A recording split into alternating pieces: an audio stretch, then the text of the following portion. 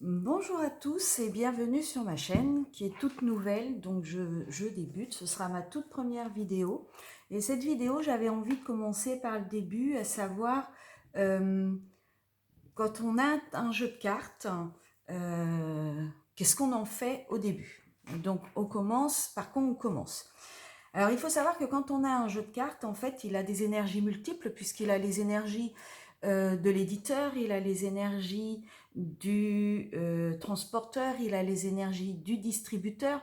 Et donc en fait, toutes ces énergies peuvent parasiter le jeu et il est important donc de le purifier avant toute utilisation. Alors pour le purifier, plusieurs solutions sont possibles. Vous pouvez le purifier avec la flamme d'une bougie blanche par exemple, ou avec de l'encens à la myrrhe, ou avec de la sauge, un bâton de sauge blanche, ce que moi je vais faire aujourd'hui. Donc ça tombe bien, moi j'ai reçu un tout nouveau jeu de cartes, donc qui est faite par une jeune fille québécoise, si je ne me trompe pas. Je ne sais jamais si c'est Québec ou Canada, je vais me faire tuer.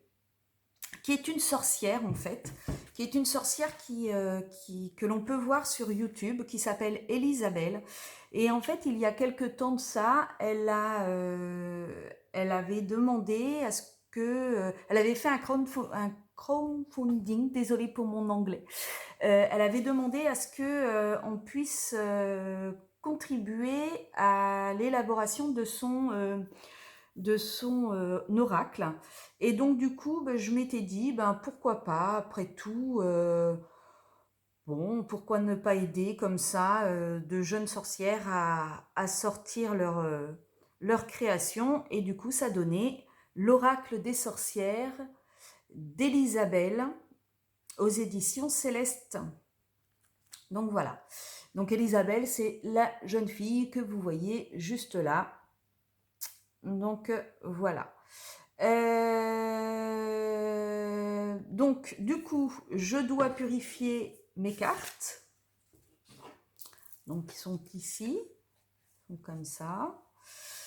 Je dois purifier mon petit livre, mon petit livret, et je dois purifier mon petit sachet, mon petit pochon. Alors, comment je procède? Alors moi, c'est très simple. Je ne me prends pas la tête du tout. Je pense que l'ésotérisme, c'est ne pas se prendre la tête. Alors, il y a des règles, il faut suivre des règles, des codes. Par exemple, là, je ne vais pas purifier avec un autre encens que ce qu'il faut pour la purification. Maintenant, il faut que ça vous parle. Il faut que ce que vous faites vous parle à vous. Il faut que ça soit il faut pas que ça soit prise de tête. Moi, j'ai vu des tas et des tas de tutos sur YouTube avec des gens qui faisaient plein de trucs et en fait, ça ne me parlait pas. Donc du coup, je me suis dit, ben, je vais faire ma petite sauce. J'ai piqué un petit peu à droite, à gauche et j'ai fait ma petite sauce. Et je trouve que c'est hyper important que cela nous parle pour quoi que ce soit. Il faut vraiment qu'on se sente bien. Il faut que ça soit un plaisir. Il faut qu'on se sente bien.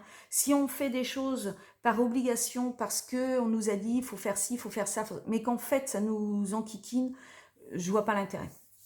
Donc moi, pour purifier mes cartes, je prends donc mon bâton de sauge que j'allume à l'aide de mon briquet. Hop.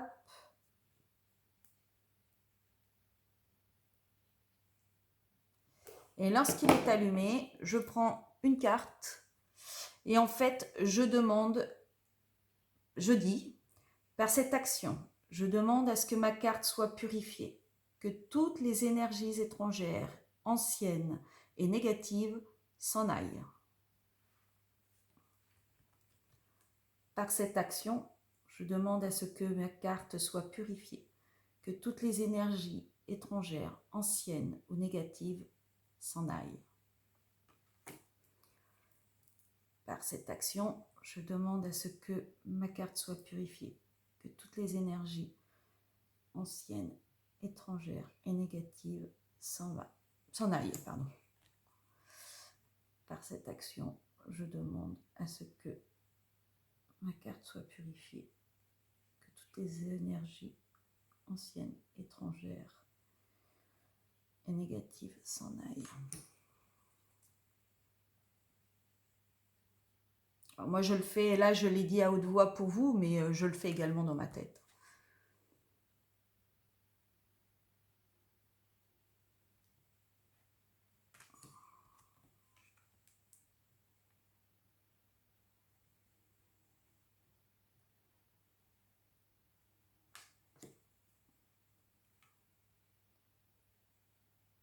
Voilà. Et ainsi de suite. Donc, je ne vais pas toutes les faire là pour vous devant la vidéo. Une fois que j'ai fait toutes mes cartes, donc une fois que j'ai fait les cartes, je reprends et je fais la même chose. Par cette action, je souhaite que mon livret soit purifié, que toutes les énergies anciennes, étrangères et négatives s'en aillent. Par cette action, je souhaite que mon pochon soit purifié, que toutes les énergies anciennes. Alors, j'essaye de faire l'intérieur du pochon, mais ça, c'est, à mon avis, plus psychologique. Je me dis que les cartes touchant l'intérieur du pochon, il faut que l'intérieur soit purifié aussi. Mais moi, ça me parle. Hop là, mince. Donc voilà. Donc une fois que j'ai purifié mes cartes, je les consacre. Moi, j'appelle ça comme ça. J'appelle consacrer les cartes. Donc ce que je fais, je vais mettre tout ça de côté. Ce que je fais, c'est que je prends les cartes, je les pose le long de contre mon cœur et je demande à ce qu'elles prennent mon énergie et je médite pendant à peu près, je ne sais pas moi, 1 ou 2 minutes, en essayant de de donner mon énergie à toutes mes cartes. Lorsque ça c'est fait, moi j'interroge toujours mon jeu de cartes. Bon là je le connais pas, je vous avoue franchement que je l'ai eu et j'ai pas cherché à l'apprendre. Donc ce que je fais, je mélange mes cartes.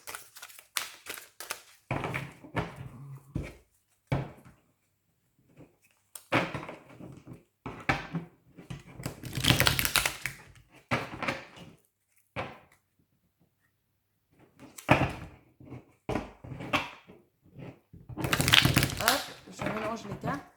Et en fait, je demande au jeu, donc à l'oracle, quel est son, par exemple, quel est son point faible? Alors,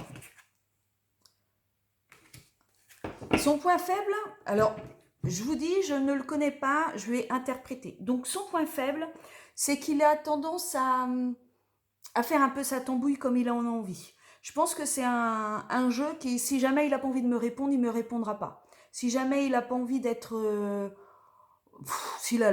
voilà, si jamais il a vraiment pas les énergies qui ont envie de me répondre, ben, il fait sa tambouille, il fait ce qu'il veut, il cherche pas, il mélange ce qu'il a envie de mélanger et il fait comme il en a envie.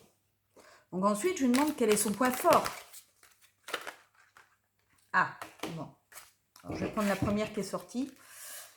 Alors, son point fort, c'est la transmission intergénérationnelle. C'est qu'il va réussir à voir les choses au-delà de ce qui est visible aujourd'hui. Il va réussir à voir les choses de façon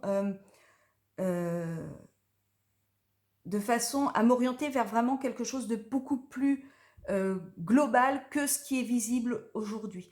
Il est capable de créer vraiment une relation qui va être beaucoup plus forte que le jeu et moi. C'est quelque chose qui va se transcender. Donc ensuite, je lui demande comment est-ce que lui et moi, on va pouvoir travailler ensemble. Dans quel domaine, alors là c'est plus compliqué parce que c'est un oracle, mais je demande en général, dans quel domaine il va pouvoir m'aider. Dans quel domaine il va pouvoir m'aider. Eh bien, je pense qu'il va m'apprendre des choses. Il va essayer de m'apprendre tout ce qu'il y a à m'apprendre. Et ça va vraiment être mon enseignant. Il va peut-être me faire découvrir des choses que je ne soupçonnais pas, ou m'apprendre des choses que je ne soupçonne pas. Donc ça va être vraiment mon enseignant. Et enfin, je lui demande comment est-ce que lui et moi, on va travailler ensemble. Est-ce que ça va être la guerre? Est-ce que ça va être... Alors, comment est-ce qu'on va travailler ensemble? Bah, vous voyez, je pense que ça rejoint le côté héréditaire, en fait. Ça va être très subtil, très mental, très connexion, très... j'irai pas jusqu'à dire médiumnité, parce que je suis pas médium, bah, pour l'instant. Mais très ressenti. Par contre, je ressens énormément et je pense que ça va être très ressenti, très dans la tête. Le troisième œil va beaucoup travailler. Donc voilà. Bon, bah, j'espère que cette vidéo vous aura plu. Je vais essayer de faire, je vais voir j'aimerais bien présenter cet oracle parce que je trouve ça sympathique que des personnes bah, essayent de faire quelque chose d'autre pour la communauté des sorcières. Donc, je vais faire une review de cet oracle. Et en attendant, bah, je vous dis à bientôt sur la chaîne de Rifelveria. Et je vous remercie d'avoir regardé. À bientôt, ciao!